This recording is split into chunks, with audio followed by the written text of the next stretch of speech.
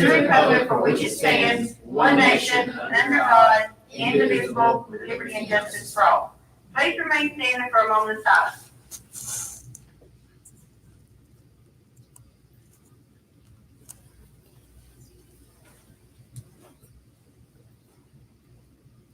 We have a couple of announcements this morning. If you signed up for student council, you need to go back and pay your club dues to Mr. Turner.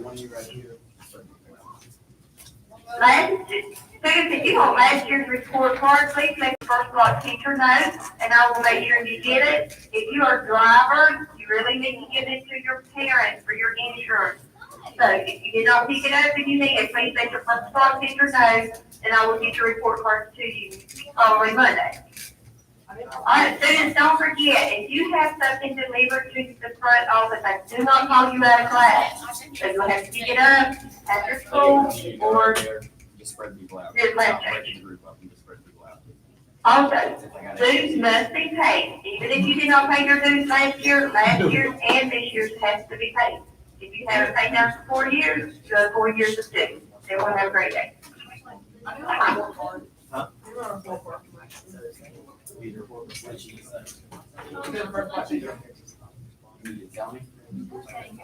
I'm telling you as well, please. All right, so what did Ms. Vicky just say about her report card? I was not. I don't know. For sure.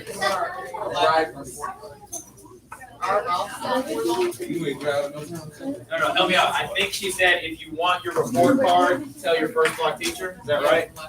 Okay, so go ahead and do that. No, it's for last. Report card, Colin. Christian. Okay. Is this a want or you didn't get? Like, what did she say? You didn't get it. Okay. Emily.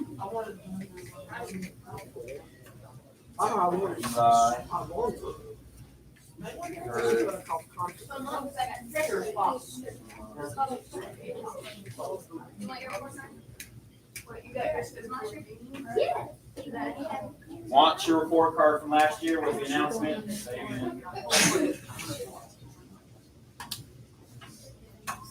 Okay, I have jotted that down. So hey, I've kind of deliberately, purposefully, oh hey, greetings, welcome. Glad you're here. I have purposely spread you guys out just a little bit more, best we can.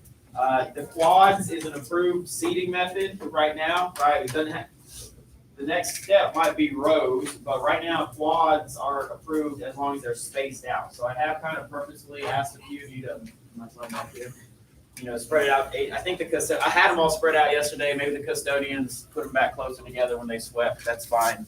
But I'm just asking you to separate the desks by about 8 or 12 inches. Obviously, that moves your bodies a little bit farther away from each other as well. So, good morning. Good morning. Thank you, Jayla. I appreciate that. A lot on my mind. Huh? Oh, you just said good morning? I thought you were referring to our good morning training, which we'll always adhere to. I recognize there's a lot of people out of class right now. So actually, I'm sharing this with you guys as well. I'm YouTube live streaming our class for those who aren't in class, right? That's a private video. You can only get to it if I share it with you, so it's not like you guys are going to go viral or anything like that. But for the 10 of us that aren't in class right now, they can still get kind of the same lecture experience. And then same for you, should you ever be out of class and I'm able to post this video. Because I probably won't do it every single day, but right now, 10 people absent, it's pretty significant. If it gets to onesies, twosies, catch up on your makeup work. But 10 people gone, I'm streaming the video, and I'm letting you know that, so you don't think you can skip the class. Today, we are, let me also say, I handed back some work, and some of you are starting to realize, oh shoot, he's serious about that stuff. I am, right? So if it's assigned as take-home homework, and I tell you I will be picking it up at the beginning of the hour, that's what I mean. Some of you have turned stuff in a day late. That's fine. Well, I say fine. That's fine. I understand there's a grade penalty for that as well, okay? Because deadlines matter. One of our class rules and core values, deadlines matter. So just as you find a routine in this freshman year, you'll get better at that stuff. You'll get better at turning things in on time every time. Do schedules get crazy? If you need to have a conversation with me about something really extenuating, something really out of the normal, I will talk with you every single time. But if it's, I'm going to admit I didn't prioritize my time well and that didn't happen, take your lumps, move on, right? Obviously, the better method would be to turn it in on time every time, and there's no concerns about that. What are we going to talk about this week? Mesopotamia. What a mess of Potamia. Bad dad joke, right? Mesopotamia literally means what? Meso, middle. So in the middle of two rivers, or the phrase life between two rivers, life happening between two rivers. What are those two rivers? The Tigris and the Euphrates. Excellent. In present day what?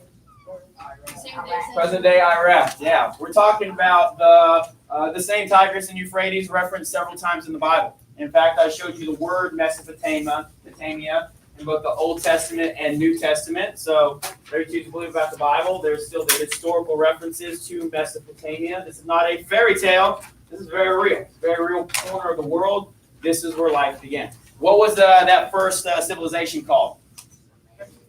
Sumerian. Now the region was called Mesopotamia, but you would say I'm from Alma. I am a Red Raider. You would not say I'm Mesopotamian necessarily, right? If you taught us that, you wouldn't say I'm from Mesopotamia.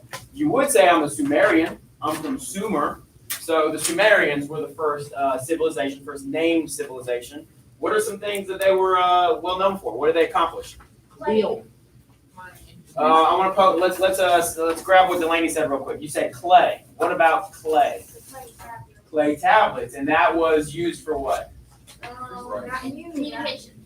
Writing, communication. First known writing system, and it was called. Jordan, did you say it? What was that first writing called, Lily? Cuneiform. Cuneiform. With a little panache on it. Now that literally means wedge shape. Why does it mean wedge shape? Because that's what the actual tick mark, the actual scratch marks look like. They would use a reed, the stem of a plant, pulled out of the river and maybe sharpened a little bit, and they'd make these wedge-shaped markings. I can't read it, but these various markings certainly meant something to them. What did a lot of these writings, these early clay tablets, what were they actually recording? Essentially receipts. I heard Kurt say receipts, right? Financial transactions. So not exactly poetry or highbrow writing or even government documents. It's basically a lot of transactions between farmers. This many sheep for that many cows. This acre for that acre. What have you. So financial transactions, receipts. We know that they had early transactions between money and tokens. They had early coinage or even pebbles that meant something to them for trade value. What are some key inventions that the Sumerians came up with? The wheel. Now, every last one of us has 4 wheels on the vehicle we drive today, right? Our parents drive. The wheel is not revolutionary to us today, but for the first people to have invented the wheel, man, probably made life a whole lot easier, right? Went from dragging your stuff everywhere to wheeling it. So the common phrase today is don't reinvent the wheel. Pretty perfect invention. So thanks a lot, Sumerians. What else? What are some other things they came up with that you can say things they came up with back then, and then in particular, I'll be really interested to hear how we still use them today. Astronomy, yeah. Geometry, time. How did they come up with the concept of time that we still use today? Base 60s. Jayla said it. Base 60s. So if you ever wonder why you got to count to 59 and then 60 starts a new minute or a new hour, thanks a lot, Sumerians. Like I gave a little story in class. It's real confusing to explain to a kindergartner why you don't go up to 99 and then 100. We use base 10s. That's what's normal to us. But because the Sumerians used base 60s, we have a 60-second minute, a 60-second hour, 360 degrees in a circle, 60-second minute, 60-minute hour. You guys will never let me never miss one of my mistakes, I'm sure. 360-degree circle. Good. So the religion of Mesopotamia. This is warp speed review, right? The religion of Mesopotamia. What was a major characteristic of their religion? Polytheistic. Polytheistic. Poly means Many, yeah. So a word that you would use in math as well, polygon or geometry. A polygon means many-sided. Polytheistic, theo meaning religion. You study theology. Your pastor has a degree in theology. Polytheistic, many gods. How many gods did they have? Over 3,000. Good job. Over 3,000. What were their gods based on? The things they can't explain. Go any more? Well, I'm just trying to grab it. When we talk on top of each other, I love it, but I want to make sure I hear individuals as well. Things that just happen in the world. Natural phenomena, yeah. The God for the sun. This big orange ball rises every day. Must be a God. God for the rain. Water falls from the sky. I don't understand it. Must be a God. God of the waves, the tides, the grain, the soil, fertility, love, war. All these gods, right? We're going to see a lot of polytheistic societies. We're going to continue to study them. And then we're going to flip the script. We're going to talk about monotheistic religions as well. Religions that believe in only one God. Government. What type of government do they have? Theocracy. Theocracy. We probably kind of already said that, but the religion was kind of the same thing as their government. There are theocracy governments still in the world today. That means that the government is based on their religion. And we kind of make comparisons about how that is not our American government, even though the founders would say they were influenced by Christianity. We have a national motto, one nation under God. We did not come up with a concept that said our government is the same as the Christian Bible. In fact, we value religious diversity here in America. What else? What's something else that stood out to you about Mesopotamia? They built ziggurats for all the gods. What's that? They built ziggurats. Ziggurat, big vocab word. Hip Hughes said it in a funny accent, and you're supposed to remember it because he made it memorable. Ziggurats, shaped like what? Watch a pyramid in a way. Pyramid-like is kind of what I was looking for. Jaylee, you said for their kings, for their rulers. So it's for the worship of their gods, and similarly to the Egyptians, which is next week, but similarly to the Egyptians, a lot of times they were also tombs for priests or sacred leaders, highly respected leaders. So these ziggurats were large architecture marvels. They were used for worship. They were used for entombing important people who are important on earth. Maybe those who rose to deity status, godlike status. Excellent. What else? What have I left out that you remember? Social structure. Social structure. Tell me about it. Well, you have slaves at the bottom, farmers, merchants. You have the higher class. Jackson, excellent summary. What shape does that make? Triangle. Because lots at the bottom, fewer at the top. That's the purpose of the triangle. Notable that slaves were at the bottom. We're going to continue to see that in other civilizations. In other civilizations, we'll see women grouped in at the bottom. I'm not saying it's right. I'm saying it the way it was.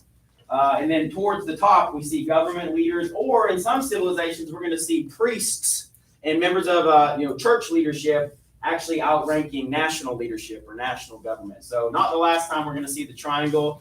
That's good. That's good. Y'all crushed that summary pretty good. And then we jumped into Mesoamerica, middle of Americas. Oh my, America's interesting. Stands for Olmecs, Mayans, Aztecs, Incas. Good, that acronym works. Oh my, America's interesting. Olmecs, Mayans, Aztecs, and Incas. Brief touch into the Mesoamerican conversation. And we watched, who told their parents about Legends of the Hidden Temple? Did you, Trinity? Did you remember it? Now, Trinity, what is the TV show that references Legends of the Hidden Temple? Loud House. Is made no Loud House? I don't know that one, but I guess they go on to Legends of the Hidden Temple, and it's a Nickelodeon show that references a Nickelodeon show. I think that's pretty creative. I'm going to have to check it out, Loud House. No one else went home and talked about Legends of the Hidden Temple? What's that? You called your mama old? Because she knows Legends of the Hidden Temple, so I'm old too. I'm old because I know Legends of the Hidden Temple. You guys just missed out. You guys just missed out on the era of great children's game shows. Mostly, you guys have to settle for TikTok challenges and eating spoons of cinnamon and Tide Pods and whatever else y'all come up with. Y'all should really stick with Legends of the Hidden Temple. Anyhow, all right, that was a warp speed review. I'm pretty impressed with the conversation we had. If we can keep self-reviewing like this, I get a warm fuzzy about how much we've retained. What we won't have to do is here's a 10-question quiz. As long as we can converse, and I feel like we, the whole class is participating and that knowledge is locked into our brains, I won't have to quiz it out of you. So please continue to participate and save me from grading 10 question quizzes. Today, total warp speed introduction to India, and then we will also get to China. I am, those of you listening on YouTube, you're probably about to turn it off. I'm not asking you to write down anything today, okay? No vocab words, no guided notes, we're not even going to follow with an activity, because we're actually, as we rebuilt the world history curriculum, we decided that we could cut out, I do quoting fingers for a reason, we could cut out China and India in order to go a little bit more in depth on other things, which is important. We're going to spend more time on the Renaissance and the Age of Discovery than we have in the past. And we're going to be able to flush out some of the richer ideas that come with the Age of Discovery and the Italian Renaissance.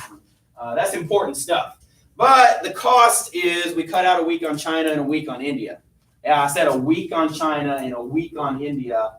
And then I'm telling you, I'm going to talk about both of them in the next 60 minutes, okay? So this is a warp speed overview. I would feel that I haven't told you the whole story of the world if we didn't throw in China and India as well.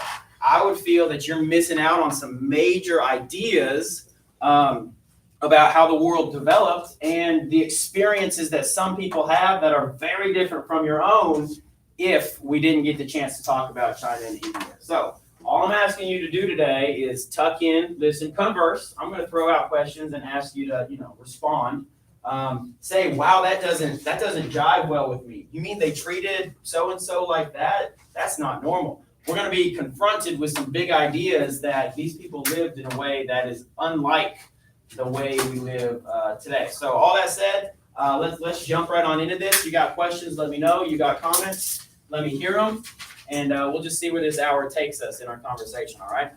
India. So much like Mesopotamia was a civilization springing up between two rivers, the Indus River Valley is a civilization. The comparison to the Sumerians is a people group called the Harappan, and they're actually in the Harappan River Valley. So the Indus River Valley, the people group called the Harappan, and that is a comparison to Mesopotamia and the Sumerians. We're going to talk about the river here in just a second as well. We see life springing up between, at the source of a river once again.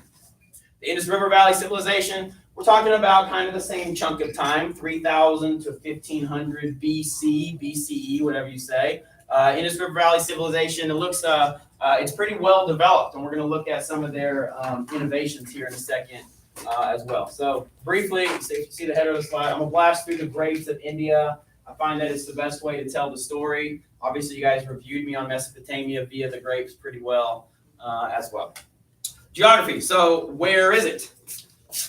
Bring out my trusty globe that's really ripped up, and I should probably get on Amazon and get another one. Colin, touch India. Slow down and touch India. You got it. Good. It's this big blue one right here.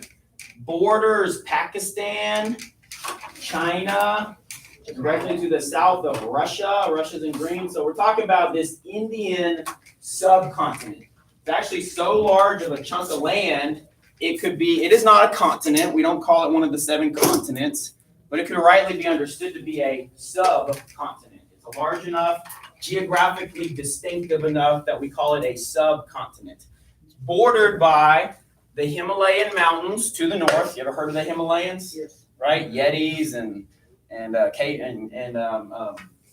Sasquatch and stuff like that, right? It's a joke. The Himalayan mountains to the north, the Ganges River to the north, the Indus River to the west. Okay, so we got oh man, I pointed at the wrong Himalayas. Mountains. We're kind of boxed in by 2 rivers, Ganges and Indus, and then the Indian Ocean to the south. If you can't remember that the Indian Ocean touches India, I don't know any other memorization techniques that I can come up with for you. So we see the 2 rivers and the mountains give it a V shape, or a reverse V shape to the top. And then the land itself, of course, comes into a triangle shape at the bottom. It's almost like a diamond, a little bit wonky at the top, but the whole Indian subcontinent is almost like a diamond, extremely influenced by its geography. Here we have life between the cradle of two rivers again, and the first civilization called Harappan, or, it'd be fair to call them Indus as well, since it's the Indus River Valley. The Indus and the Ganges rivers, okay? I know we're on warp speed and, we're not like mega taking notes, but just as significant as the Tigris and the Euphrates is to Mesopotamia, the Indus and the Ganges is significant to India. We're also going to find two key rivers in China. So as we follow these early civilizations, we're seeing significant rivers in each. Great map here. We just talked about Mesopotamia, Fertile Crescent. Here's the angel of the Middle East. This is her body. This is the wing. Doesn't have a national boundary, but Mesopotamia. Well, now we're talking about the Indus Valley, and the red, of course, is where the life springs up. And this is the kind of the boundary, the two rivers that I just pointed at. We're going to talk about China here in a second, and we're going to spend time in Egypt next week. So these are the 4 early civilizations that are greatly influenced by major rivers. Geography of India, characterized by monsoons. Now, who's ever had a parent and grandparent say, "Oh, it's monsooning out there. Raining cats and dogs. It's a monsoon out there." Nobody's parents ever say it's a monsoon out there? Our Nays parents are nodding. millennials. They don't say that kind of stuff. Your parents aren't weird. Golly, have I eclipsed generations? My parents are weird. Monsoon is actually an inaccurate word for anything you've ever experienced, right? We don't have monsoons in South Georgia. Now, I understand the phrase can mean it's raining a lot. We actually don't have monsoons. Monsoons happen in the eastern hemisphere of the earth. We have hurricanes, right? But we don't have monsoons. The monsoons are influenced by winds coming in off the ocean. And as you can see, there's literally a season, monsoon season, just like we would say hurricane season or summer is a season. There's a monsoon season. And guys, we're not talking about light rain. We're talking about mega flooding. And here, clearly, this is something that's going to disrupt his lifestyle. It is flooded enough that he's got to take his possessions elsewhere. These are city dwellers, and they're just kind of dealing with it. Yeah, it's monsoon season. Better bring your umbrella. Water up to our knees, but I still gotta get to the store. So it is so prevalent in India during this season, June to September, that a lot of people present day, they're at the point of just dealing with it. Now, I'm not saying it doesn't interrupt their lives in significant ways, but it's very common to them as well. So this monsoon season has wet winds coming in from the west, off of the Arabian Sea, and bringing water into the mainland. And then we have dry winds coming from the opposite direction, the other portion of the year. What this leads to is a predictable flooding pattern. So these early farmers were able to realize, now not instantly, right? It took several sets of the pattern for them to start to understand this, but they were able to predictably plant crops and use the monsoon, use the natural rain to water them. So a very predictable planting, growing, harvesting rain cycle that allowed them to subsist, allowed them to grow their own food. Excuse me. All right, some achievements. Very advanced city planning. They were known for, again, we're talking about the Harappan people, Indus River Valley, 3000 BCE. They were known for having a very in-depth plan for their cities, not just farm there, church there, I don't know, whoever, first come, first serve. No, they planned out these grid-like or box-like cities, much like you would, if you saw an aerial view of New York City, it looked relatively similar to this. Not identical, but the way that there's blocks, the way that there's main avenues, the way that there's a grid-like structure to the streets. I mean, we have that here in Alma, right? We have 12th Street, we have 11th Street, we have a 10th Street, we have Highway 1 that bisects. So if you were to take that bird's eye view of Alma, you'd see grid-like structure, grid-like streets, much like we were seeing 5,000 years ago in India. So pretty significant that they were able to come up with this advanced city planning and have the foresight to not just plunk things wherever they felt like it at the time. They also had plumbing, advanced plumbing and sewage. And I know this is one of the few things you guys are going to really remember out of this conversation because they had toilets. They had early toilets, and that is fossilized food. So if you remember nothing else, you will remember that the Harappan had early toilets and plumbing, and that if you want to be an archaeologist, which is the study of old civilizations, right? You may be able to excavate fossilized poop someday. Isn't it when they poop, since they don't know how to flush, it just goes into a deep pot? They used water, so that's part of the plumbing, is that they used water to take it elsewhere. But in the latrine concept or the porta potty concept, yeah, that's sometimes it would just go into the ground, and it's like an outhouse, right? Like old pioneer outhouse. What's something you noticed about the picture on the right? Lily is shooketh right now. It looks like a hole. Holes, yeah. How many of them? 1, 2, 3, 4, 5. 5. Students are always like, did they sit next to each other and just do it? We have a Western expectation on privacy and space and barriers, locking doors and all that kind of stuff. That's a Western expectation. That's a modern American Western Hemisphere expectation. Go elsewhere in the world, you ain't gonna get your 6 feet of social distance. You ain't gonna have even elbow room in a lot of places. And the idea of privacy for certain bodily functions, it's not abnormal to them. We are shocked by this idea. Lily, can I get a picture of your face? We are shocked by this idea, but they are not. That's the key takeaway there. Well, good thing about it. Another ancient writing form. So the Mesopotamians had cuneiform. The Indians have Sanskrit. And a lot of times, I don't know, my 4th grade teacher always told me that my handwriting looked like Sanskrit. I don't know what that meant then, but I think what she was saying is it just looked like chicken scratch. So Sanskrit is, again, indecipherable to me. I'm not intelligent. I don't know what this says, but it's a series of small tick marks and just, Sanskrit, right? That makes shapes that mean something to them. We have advanced past needing to use clay tablets, sun-hardened clay tablets. They're now writing on smoothed out reed or papyrus type paper. So Sanskrit, papyrus, this is what the ancient Indians were writing on. They also came up with, this is the first numbering system in the history of the world that started with 0. So the Mesopotamians were counting by 60s.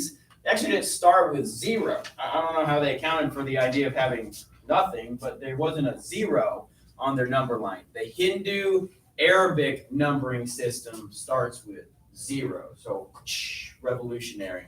And then actually, if you want to know where the shapes of our numbers come from, start with 0. Well, here's the 1.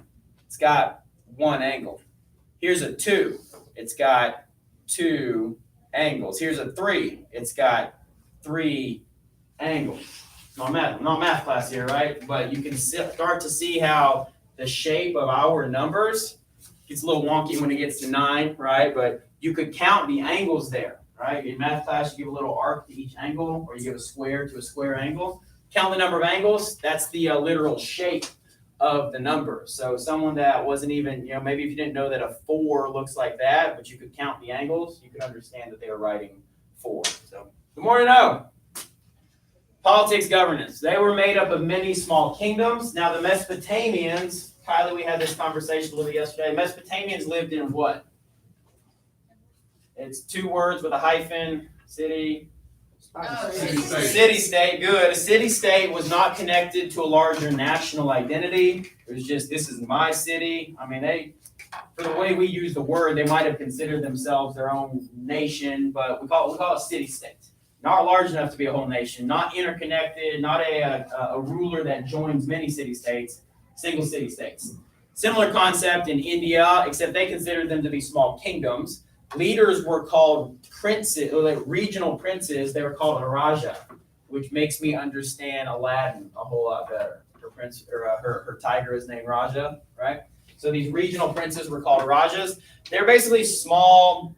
You can't use the word kingdom because they weren't kings, but a princedom, that's a made-up word. I made that word up. They're often at war with each other. So there was a whole lot of intra-rivalries. We may identify as, we are in the same region of the world. Today, we might say you are all Indians, the country of India. But at the time, they identified their loyalty was to their princedom or to their Raja. So it'd be like Alma at war with Douglas, Savannah at war with Athens, something to that effect, right? So the whole Exodus Day, and there was no united regional leadership until much later. So it took a long time for them to be a united regional leadership. I love y'all taking notes. I appreciate that. I feel like my words mean something. Politics, economics, they were linked, and these are trade routes that we can see here. So we talked yesterday how there's evidence of Mesopotamian or Sumerian coins, trinkets, trading values elsewhere. This kind of shows the trade routes. We got overland trade routes as well as waterway trade routes, and we can see that the Mesopotamians, Indians, and haven't talked about them yet, but the Egyptians are all in a regional trade cycle with each other. And that's backed up by archaeology. That's backed up by artifacts from various civilizations being found all throughout the region.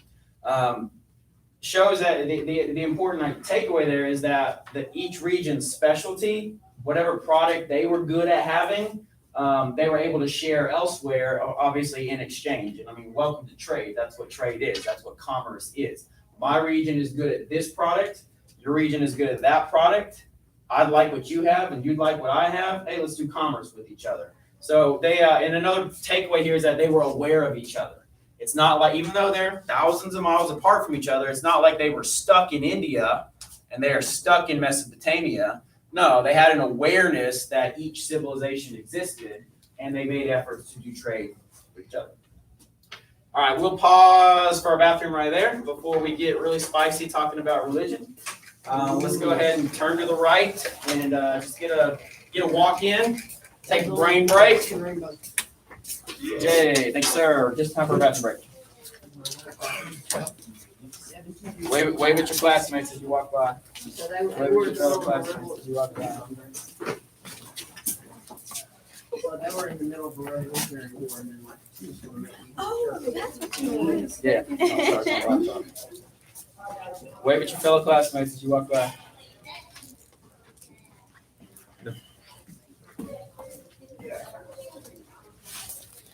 Pause it without ending it.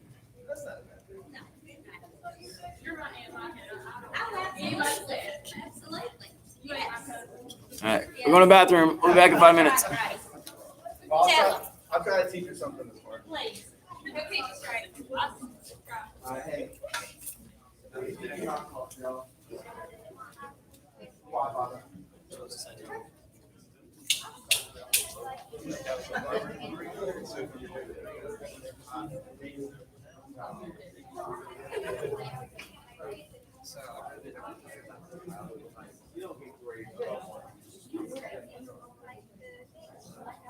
I think they have that environment. It looks like because they have made it an actual way.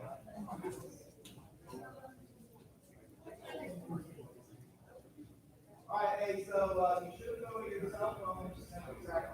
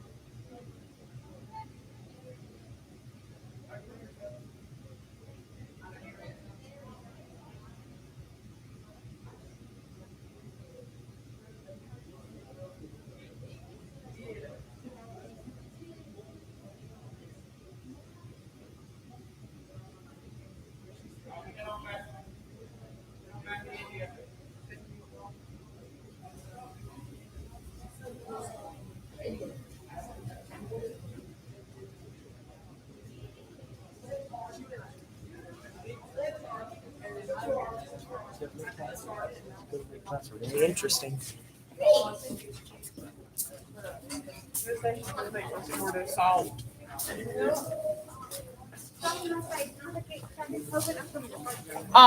Boo-hoo. Yeah, you're going to get a little cold. I'm sorry.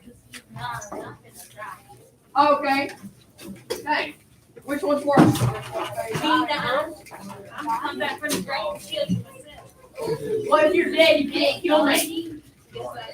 You're not dead. It's my black power book. What the heck? Oh, y'all little paranormal people. Heck. They play with your mind and make you do yourself. And we're back. You think anyone's gonna watch this YouTube video? No. Hey, hang on. I don't let 10 students gone in class today, and they ain't got nothing else to do. They're at home, right? They ain't gonna watch my YouTube video? No, they got other videos they need to watch. They're not. You know, it's not true. I wanna know. All right. Did you learn something about India? Yes, you did. You learned something. What rivers? What are the name of the 2 rivers? Indians. I'm asking Colin, who said he didn't learn anything. Indus, like, sounds like India, so we can't forget that one. Ganges sounds like gangrene, so now you won't forget that one. No, Indus and Ganges. Now we're tracking the Tigris and Euphrates, the Indus and the Ganges. We got 4 rivers in our brain. I'll tell you what. Water, here's the mega theme. Water is life. Water is life. That is one of my world history in a nutshell nuggets. Remember I asked you to make predictions? Obviously, I've taught the class a couple times already, but Your nuggets like one McDonald's of this my mega world history in a nutshell themes is that water is life, and we're going to continue to see that. All right, let's talk about something completely uncontroversial, very uninteresting, probably make you fall asleep. I'm just kidding. It's very important, and that's the religion of the region. We can kind of combo what I'm about to talk about. We kind of combo this for both of these civilizations, India and China, and not just the ancient civilizations, still true today. These are the dominant religions in the region still today. You probably take a good guess about the icon on the right-hand side. What does that represent? Buddhism. That's right, Buddhism. So that is a Buddha statue. Eric said that's You've seen a what's that? Elaine? Eric says a philosophy. He says not. Eric, I will hear you on that. Tell me more. Why is Buddhism a philosophy, not religion? Because Buddha always said there's no actual recordings from Buddha. He never actually wrote anything down. Okay. But he said he didn't want to be viewed as a god. Philosophy. Eric, it happens a lot. Probably, I don't know, more often you think. Students will know something more about something than I do. So, Eric, I'd be very interested in soaking up some of your knowledge. And if I teach something that you feel is incorrect, by all means, you correct me and add to the conversation as well. I feel like you've studied this a little bit. You studied Buddhism a little bit more than I have. Some of you are like, you said everything wrong, and I'm going to correct you right now. Buddhism, yes. Eric, I like what you said, and I appreciate that. What left-hand side, what icon is that? An elephant. It's an elephant. This is true, TJ. It's an elephant on shrooms. Hinduism. TJ is exactly right. This is the one of the gods from Hinduism. So, briefly, now we are following our conversation, our couple of weeks on early civilizations. We're going to have a pull-out section about major world religions. That's actually something I fought to have in the class. I wanted to keep that whole week about world religions, even though it doesn't perfectly fit the curriculum and even the Georgia standards. It doesn't have a section called Major World Religions. But I like to talk about all 5 of them at the same time. There's 5 major world religions. Now you may be like, oh, there's a bunch of religions. 5 major world religions. I didn't come up with that definition. We're going to talk about the 5 major world religions. So we will elaborate on Buddhism and Hinduism at that time. And Eric, I want to talk with you before we do that, because I want to learn and grow and make sure I say all the right things as well. So this is like this much on both Hinduism and Buddhism. One, obviously people become scholars in this. They give their whole life to studying it or trying to follow it. And the couple of seconds we're going to give it here in class is not teaching the religion. It's just giving you that overview so you can understand and be a better world citizen. Hinduism. Hinduism is considered the oldest religion in the world. A lot of times that's a mega test question. What is considered the oldest religion in the world? Answer is Hinduism. Hinduism is polytheistic because it has three main gods. There's no single founder, but it is a fusion of major beliefs from the region coming together into something called, the blend of what is Hinduism. The goal in Hinduism is oneness with the ultimate reality or God. And we see that expressed through three different gods that are important in the Hindu faith.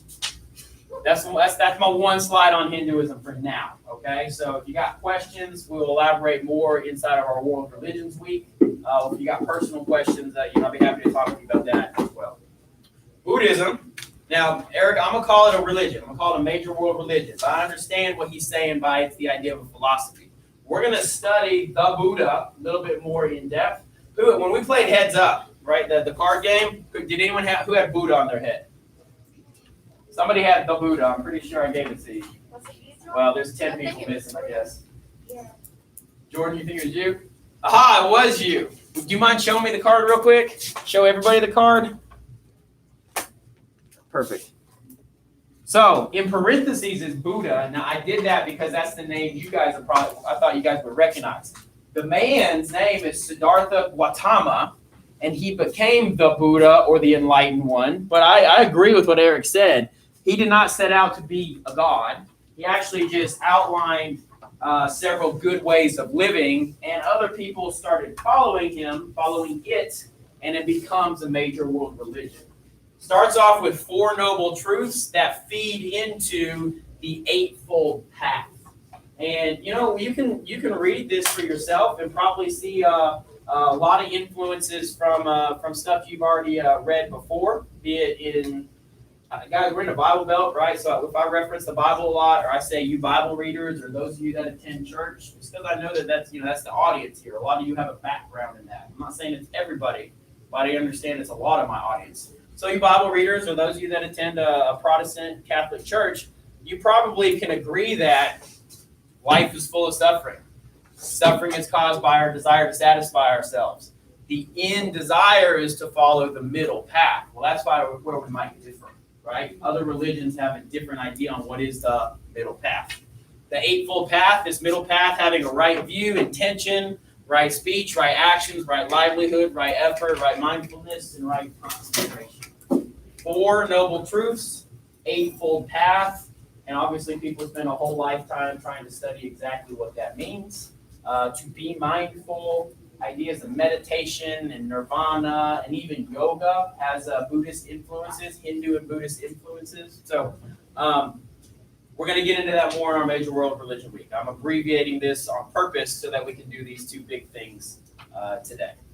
Moving on so now I'm pivoting into India. Okay, we've been in China. The religions kind of blend a little bit. So Buddhism and Hinduism has a wide influence throughout the region. They're kind of cousins of each other. These world religions are co-connected in a lot of ways. Now I'm taking a pivot into China. No, I'm sorry. I'm not. We're still in India. Hang on. We're still in India. I gave you the wrong set of it. Social structure of India, the caste system.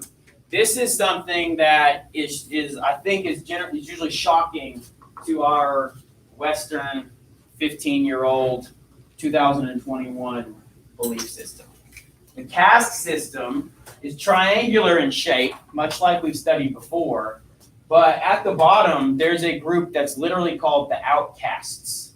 Caste system, they are so far out of it, they're called the outcasts, they're actually called the untouchables, and that is not the same as a slave class, the class that does a lot of work. It is a class that is literally ejected from society or outcast from society.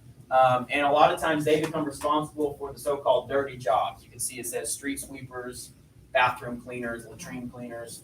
And it all based on the last name you're born with. It is based off of what you're born into. Kurt said, and a lot of times, that follows your family name, your surname. So you do not get to choose your path inside of the Indian caste system. You are born into it. With this comes the idea of reincarnation, and that's something that's major to elaborate upon. But the idea that what you do in this life affects how you are reborn into another life or a next life. So be be the best you can be today, during this lifetime, and maybe you'll be born into a different experience in your next lifetime. But usually in the past, we've been able to do a full-on kind of simulation of the caste system. I declare some of you to be the wise priests and teachers, and then others of you to be the outcasts of society. And what we see is that it affects your ability to learn, to become educated. It affects your income. It affects your ability. It affects who you are allowed to marry. It affects how you're treated by others in society. So in this simulation, and again, I give a whole day to it. We're just not going to be able to do it in this class because we're going to get to other things instead. But in this simulation, you guys start to behave like what I tell you are. The Brahmin class, the priests and the teachers, they start to speak down to those that are declared to be the other classes. Now, I'll make an important point here. When the simulation is over, we say that it's over, and we return to what we are here. But my takeaway is always that, why do students do that, right? What you declare, the social order that I give you for this little game, for about 45 minutes of the game, why do you take that on? Why do you start talking down to other people? Unfortunately, I think the answer is that it's human nature, right? Instead of seeing everybody as deserving of an equal opportunity, we start to be in power and we want to stay in power, and we do things to keep ourselves in power. So it's almost like we would be prone to behave in a caste system if that was more normal in our society. Fortunately, it's not. We recognize the unalienable rights and equality of all people. That's what our country is founded on. So the caste system is something I wish I could really elaborate on. Depending on how much talking I continue doing or don't doing in this block, we might be able to show a quick video on it. It does persist today. Now, a lot of things have changed, to include India has had a Shudra president in the 90s. So a low-class person has become the president of India. That is positive growth inside of the Indian system. But there's still the idea that marrying outside of your caste is problematic or socially unacceptable. It happens, but it's socially unacceptable to some people. Having a job outside of your class, if you're supposed to be a manual laborer, but you rise to become an administrator or a teacher of some sort, there are some who would disagree with that. So the caste system, the idea of it does still persist today, and it's something that's really unique to consider because it's very different from our way of life. So I'll try to be a little bit less talkative so we can watch about 10 minutes of a video. All right, China. China on warp speed. China on warp speed. The grapes of China, let's go. Fabian, find China on my map. Again, usually this is a whole separate week. I don't pull a globe out twice in the same class. I feel like my globe's about to fall off its base. Boom, he found it. So we're talking big yellow. Big yellow. Obviously, square in the continent of Asia. Borders Russia, near Kazakhstan, Mongolia, India, separated from India only by the major geography of the Himalayan mountains. So we're talking about a similar region of the world, but oh man, the acreage of China, the thousands of miles that that encompasses, makes it a multi-ethnic. Even though it's united under the banner of one nation, China. Obviously, with that much geography, that many miles separating all the people groups, you got a wide variety of beliefs, influences, jobs, economies, all that kind of stuff. Are you surprised for me to tell you that there's two major rivers that support life in early China? No. Surprised by that at this point? Lily's like, of course there is.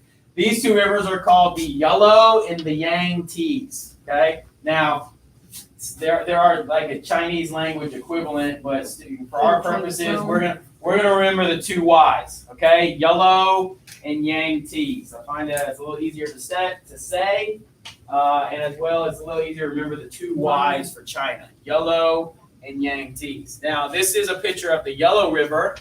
Do we understand why it's called the Yellow River? It's yellow. It's literally yellow. Yeah, it's the type of soil and silt that is in this river that gives it that yellow coloration. So it's pretty easy to understand why it's called the Yellow River. So now here's this full-on. This is like an all-encompassing map. I really like this graphic, except for the fact that it's a little grainy. So here we are. We Mesopotamia, Sumer, Tigris, Euphrates. Cuneiform, man, that's like all those big factoids right there. India, Indus, Ganges, the Indus River Valley, Sanskrit. China, the Yellow and the Yangtzes. It says wonky yellow and the Yangtzes, and then we will get to Egypt and talk about the Nile. You're in denial. No, you're not. You're in denial. No, you're not. I'm denying. You're in denial. And they write in hieroglyphs. We'll talk about China. We'll talk about Egypt next week. So 4 early civilizations, all of them influenced by water. They all have a unique writing system. And yes, they do trade with each other. That's pretty significant as well. Religion in China. Taoism, Buddhism, and Confucianism. Now, Confucianism definitely is a philosophy. Some will call Buddhism a religion. Eric has a conversation where it's a philosophy. Confucianism is definitely a philosophy. Confucius does not in any way say that I've built a religion or that there should be worship involved in my ideas. Confucius is a philosopher who comes up with some mega ideas that people start to follow somewhat religiously. But again, to be very clear, Confucianism is not a religion. The 2 main ideas in Confucianism are duty and humanity. Now, you've probably heard some of what Confucius has to say. Maybe you just didn't know that he said it. You probably follow some of his big ideas. You just haven't studied enough or really been told to understand that this is a Confucian idea. So let's see a little bit about what he says about duty. Duty is that people should subordinate their own interests to the broader needs of family and community. Does that sound a little bit like do unto others what you would have them do unto you? Sound a little bit like servant leadership? That's a buzzword inside of leadership circles. Let's check out a couple more things that Confucius say. Confucius say that the duty of children to their parents is the foundation from which all virtues spring. Duty of children to their parents is the foundation, and family values spring from that. Can we see that in society when children disrespect their parents, there's a crumbling of that society? Maybe it happens in a small community, maybe a broader society as a whole, but when children disrespect the elder generation, it's kind of the beginning of the fall of a society. I think we could study that across time and see that's to be true. Like I said, you've probably heard this stuff before, maybe you just didn't know how to connect it. Children, obey your parents in the Lord, for this is right. Honor your mother and father. Do you see that other religious ideals have similarities here? Confucianism does, so in the philosophy, duty and honor, but one of the major subsets is relationships. And Confucius says that there's 5 relationships. Everyone, at all times, is engaged in 5 constant relationships. And that's parent to child. Okay, are we in that relationship? Husband to wife, eventually, right? A spouse connection. Siblings, so older to younger, siblings are in relationships. Friends, older to younger. We might use the word mentor, right? I've got a couple friends that are older than me. I will call them friends, but I recognize that they're a mentor to me because in their older age, they have more experience at life than I do. And then ruler to subject. And now this might be where some say the Confucian ideals is trying to create a subservient people to the rulers. Follow Confucianism. It's the best way to live. And remember, obey your leaders. Remember, listen to the emperor, because every subject has a duty to be loyal to the emperor. So you could obviously spend a lot of time peeling back all of those as well. In this parent to child constant relationship, there's this funky word, this idea called filial piety, which means respecting your parents. And every now and then I'll throw out a cartoon or a political cartoon. It's a real big deal in U.S. history to try to analyze political cartoons. This is a little bit more on the humorous side, perhaps, but how does this invoke the multiple relationships here? How does this picture describe several of the constant relationships? Parent and child. Parent and child, another one. I don't think that's a child. Oh, parent and child. No, Parent. Yeah. Yeah. And child, even though he appears to be 50 or so, right? You know, he's balding, he's got, you know, creases, And she was 70. but that's still his parent. So the parent, it's not an elementary school child. That's not what child means. Child, you're a child your whole life. That's good. That's good. That's exactly what I want to get at. What else? What else do we got? Respect for elders. Let's say that they're married and this is her mother-in-law. So she's respecting her mother-in-law. I mean, unfortunately in America, there's plenty of mother-in-law jokes, right? Like somehow you're supposed to be at war with your mother-in-law. Shouldn't be the case, but sometimes when you marry into a different family, you marry into a family, well, there's still the in-laws respect in filial piety as well. I think, how could we make this picture even more descriptive? Considering these relationships, what would you add to this picture to make it even more descriptive? Put a sister in. Put a sister in there, put a ruler and subject in there. That's good.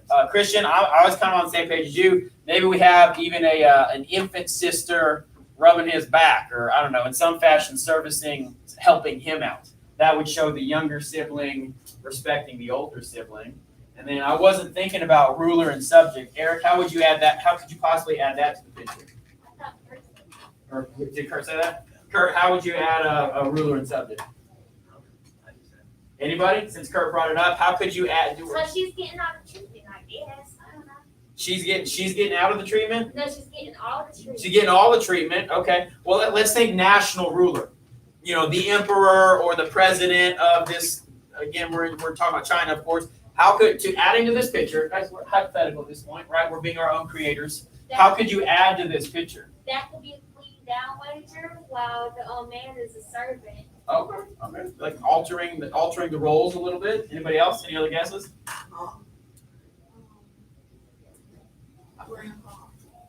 Adding a grandpa. I was thinking, related to the ruler thing, what if there's a TV in the corner and the president is speaking and they're all listening to what the president has to say? So we're respecting what the president does. Again, we added to the picture, right? So anyway, good. That was a good thought exercise. I'll shoot you real straight. I didn't plan to do that. Sometimes our conversation takes us there, so let's keep doing that. That's awesome. Let's keep adding like that. Humanity, duty, and humanity. Humanity is compassion and empathy for others. Have you heard that before? Did you know that comes from Confucianism?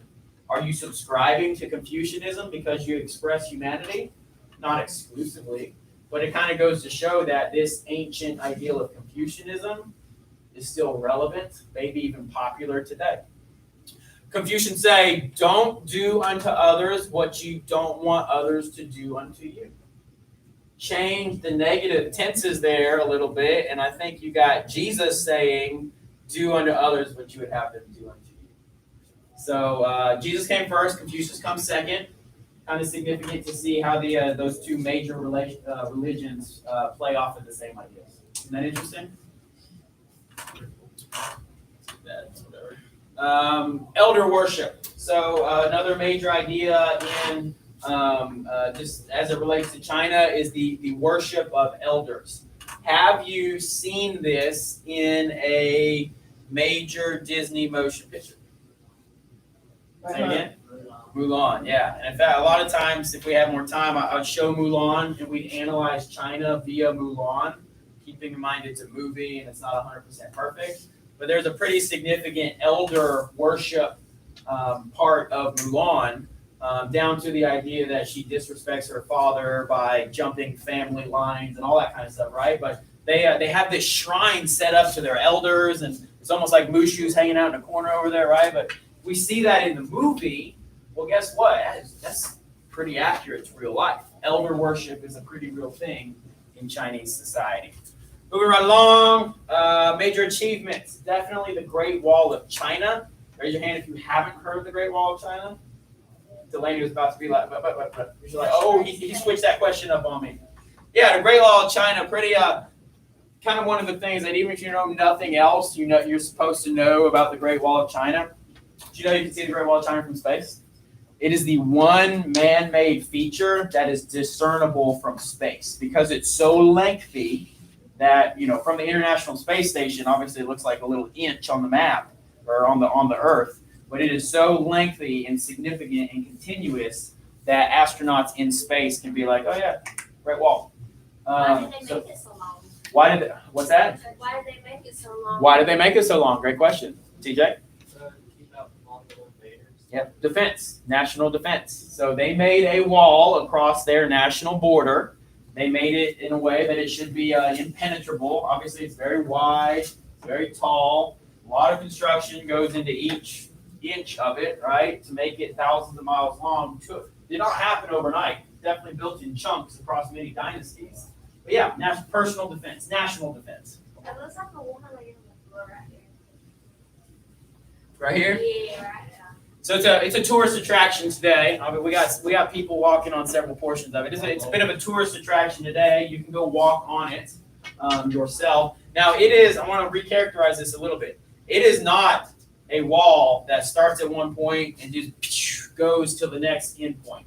It is. Well, yeah, it's curvy for one, but it's also built in chunks. It'd be like 40 miles here, 10 miles there. Here's a 100-mile stretch. Because sometimes the natural geography is going to be a defense as well.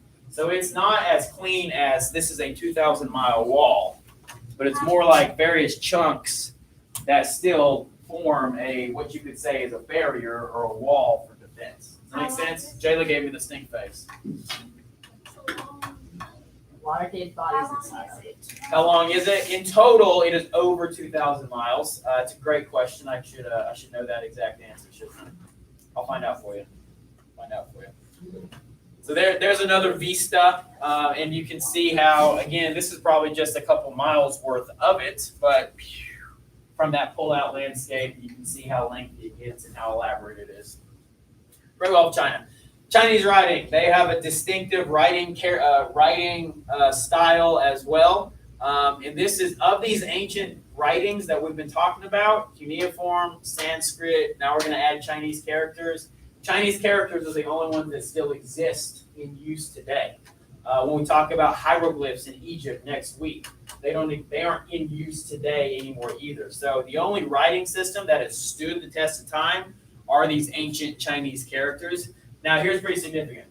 How many different marks do we have that make up every word in the known English language? Like, what's the starting point? 26 letters, right? We have 26 letters that make up any word you could possibly come up with in the English language. Well, there are so many Chinese characters. There's so many variations that make it different tenses or a compound word. Like, there's so many different Chinese characters that you would need to know over 1,000 to be even barely literate, 10,000 to be educated. So we learn 26 letters, and from that we can shape any other word.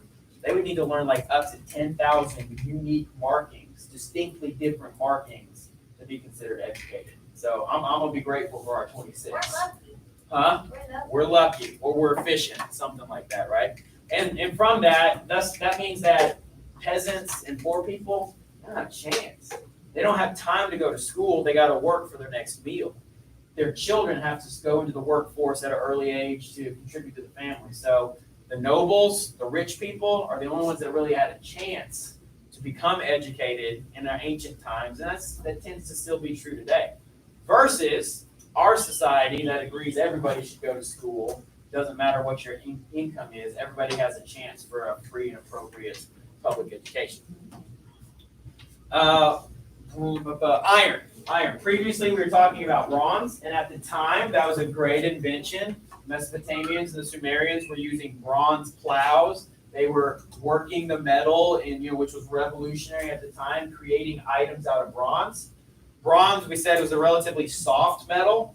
Now, it's better than no metal, but compared to iron, it's a soft metal. Well, the Chinese have harnessed the power of iron. So if it were to come to head-to-head warfare, iron will always beat bronze. So the Chinese had a leg up on their fellow regional competitors by having iron weapons. Eventually, the Chinese also invent gunpowder. Now it's 1300 AD. But it kind of goes to show how the Chinese are always at the cutting edge of military technology. They're also the first to build the crossbow, harness the kinetic the potential energy of of a bow like that. So where my bow hunters at? Anybody? Anybody? No one in this room is a bow hunter. Like all 10 of my bow hunters are absent today. Well, if you're a bow hunter, you can thank the Chinese for the idea of coming up with a bow. I know it's illegal to use a crossbow for hunting, right? But still, like a compound bow, similar concept. I don't think it Is is. it not? I just don't think you could start. I thought you had to have a special license to use it. I just think you could have to start later. Oh, okay. Oh, you have to start later. All right. Like in gun season or something like that. I show my my expertise on I hunting. think it's actually like. I just turn my cards over. Yeah. Showed you I'm not much of a hunter. Kyle's like I'm judging you. All right, moving right on. Politics, pretty significant in China. Chinese politics are characterized by dynasties. Y'all, we are not going to memorize all the Chinese dynasties, right? We're not going to memorize the various names of the various thousands of years that they all were leaders for. But just suffice it to say, China was characterized by family dynasties, not elected president. We're not talking about like H.W. Bush and George W. Bush being father and son and both being president. That's not a dynasty. They were both elected. They happen to be from the same family, but they were both elected. That's not a dynasty. We're also not talking about Tom Brady because he's on the Bucs now, right? That's not a dynasty. Just kidding. Just trying to make a connection for you guys. Dynasties are family name, okay, the same bloodline ruling for a significant amount of time. Could be hundreds, could be decades, or it could even be centuries at a time. So if a particular dynasty is in power and you're just going from one kin to the next, right, bloodline to bloodline to bloodline, how do we ever change dynasties? What do you think? How do we ever go about changing dynasties? Well, if someone, Eric says they died. If someone dies, you just go to the next kin in line. War. Tell me more. During a lot of like warring states period in China, there were a bunch of people taking up emperorship in their own province in China, and a bunch of warlords fighting it out, and then eventually one overtook the other. TJ's on the right track for sure. Military overthrow or a violent overthrow. It's actually called, here's your mega buzzword, here's your vocab word, the mandate of heaven. Basically, that is to say, if I'm in power, my family name is in power, my dynasty is currently in power, we are in power because God wants us to be. I have a mandate of heaven. I would not have risen to power if it wasn't orchestrated by the holy and the divine. Heaven wants me to be in power. And as soon as I get overthrown, well, guess what? Heaven wants them to be in power. So it's this cycle, and we can almost kind of snicker at it because like there's so much human involvement.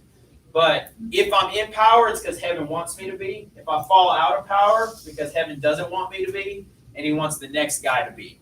Well, of course, what this creates is just a cyclical cycle, lots of lack of trust, warring states, warlords trying to become more powerful. In the end, it was just a particular new family trying to gain enough power to overthrow the current family, but they couched it, they advertised it as a mandate of heaven. Again, a little bit of a political cartoon. It's almost as if to say that, oh, yep, your time is up. You no longer have the mandate of heaven, blood, guts, death, destruction. Time for someone else to be in charge. I'm glad we have democratic elections every 4 years and not a mandate of heaven here in America. Summary of that, he who wins is the king and he who loses is the rebel. If you win, you get to decide that you are right and what you say goes. And if you've lost, well, you must just be the rebel of this generation. Economy, I'm wrapping it up here, guys. Thanks for hanging with me. Major economy in China is the Silk Road, the ancient Silk Road. Now, this is not a road paved with silk. That'd be a weird road to travel on, right? It's to say that China's main export was silk, and this is a product so desired in Europe that a trade route extends from China all the way literally to Rome, trading silk and other things along the way. Certain portions of the Silk Road were known for bandits and robbers, being very dangerous to travel upon. A lot of times this was a path traveled by camels laden with goods, not carts, not vehicles, not ships, because it's not a water path, but camels and their saddlebags carrying the goods for thousands of miles, ultimately as far as Rome. So if you had silk from the Far East, you had a very rich, fine luxury item. It wasn't something you go to Hobby Lobby and get off of a bolt of fabric. If you had legitimate Eastern silk, you were clearly rich. That silk, any silk that made its way into Europe had obviously taken a thousands of mile journey. So the Silk Road becomes a very significant trade route. Marco Polo, the famous explorer, Marco Polo travels the Silk Route when he becomes the famous Marco Polo. And it's kind of a precursor to what will become the Roman Empire. How do we extend our influence across thousands of miles? Well, a route like this that's already been paved by traders who've traveled it many times before. Now, the silk itself, we are talking about literally comes from the silkworm. The reason China has silk is because they have the silkworm. The reason China has the silkworm is because of its climate and its geography. Silkworm didn't grow elsewhere in the world. And in fact, it was so protected, and then this is the process of silkworm. It literally, guys, I can't say any more simply, it poops out silk, okay? From its butt comes this item that gets spun into something more desirable, like cloth, right? The silkworm was such an important piece of the Chinese economy that there were mega laws against taking it outside of China. And in fact, it didn't leave China until the 1550, AD 1550 was the first time it ever left China. And the way it left China was some monks, Christians, right? Christian monks traveling into China actually stole, what's the word I'm looking for? Carried out of China these silkworms into Europe. And literally smuggled. There's the word I'm looking for. They smuggled these silkworms out of China into Europe in the year 550 AD. That's the first time that these silkworms actually left China. So I'm kind of going fast at this point. I apologize if that was a little choppy. But these Chinese people in the early BCs were discovering silk and realizing that this worm is, as the meme says, pooping out money. And this becomes a major piece of the Chinese economy. A little bit the process. It starts and everything was handmade, right? No manufacturing, no factories. So it starts at the farm level. They're literally harvesting silk. They string it via a loom, or they make it into a longer sheet of fabric, and then, like I described, the camels carrying their wares all the way into Europe. So kind of a three-part process of trading silk. Social structure, hierarchy, very similar to things we've already seen. I'm just showing you it's true in China as well. Slaves at the bottom, kings at the top. Kind of follows the caste system. Kind of follows pretty similar to Mesopotamia. In a way, it's a universal social structure. Not a lot of variance across societies. Slaves at the bottom, rulers at the top. Other orders fall into the middle. And leads me to the idea that you can see a lot of this in Mulan. I know we went kind of fast on two major civilizations right now, but next time you find yourself watching Mulan, maybe you'll be able to pick out the ancestor worship, the filial piety. You'll see the Great Wall of China. You'll see how they're wearing silk, and you'll remember the Silk Road. So there's a fair amount of accurate things that can come even from a fun thing like Disney's Mulan. So the person who had the yellow face or the white face who was trying to kill everybody to get the king is just a prince that wanted to overthrow the king? Huh? You talking about these characters right here? No, I'm talking about the evil one. The one that, Oh, in Mulan? yeah. So, what's his name? Khan? I've never seen The Mongolian He's Mongolian, yeah. So in the movie, it's the Mongols. It's the people that the wall was built to defend against. That was not an intra-dynasty change. That was not China versus, a Chinese family versus a Chinese family. That was an outside invader. And that's a bit of a different circumstance. But that's good, Delaney, that you're making those connections. Again, obviously people spend their whole lives becoming a scholar on this particular topic. They're way more educated on it than I am. I've tried to give you some big ideas, and I hope what you can see is, man, other civilizations, they did things way differently than what I would call normal. But it was normal to them, and probably the way I live, they'd be shocked by a couple things that are normal in my life. So across time and across geography and across this whole big thing we call Earth, a lot of people do life in different ways. We're trying to learn about it, and I hope your big takeaway is it's different, but that's okay. So, questions on India or China? You're just that good. Huh? So you're just that good. No. Man, Jayla didn't even give a second for there to be questions. Let me find this. We do have a few minutes. Let me find this caste system video and go ahead and pack up whatever while I find this video.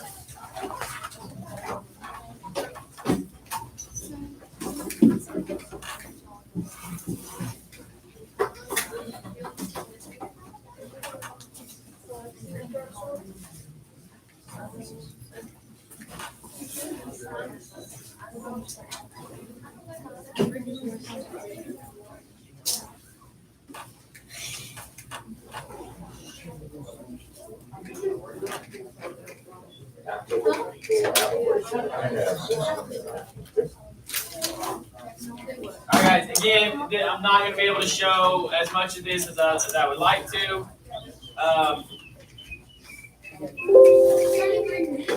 Yeah, I'm not really sure. Just take what we can out of this in the next 10 or so minutes. I'll stop it a couple minutes before the bell. See who has to work the dirty jobs, who rides in the vehicle, what clothing are each of them wearing. I'm not exactly sure what gets said in this first 10 minutes, but we'll watch the best we can. And again, I hope you're a lifelong learner. I hope you're someone who's curious to keep learning about this stuff.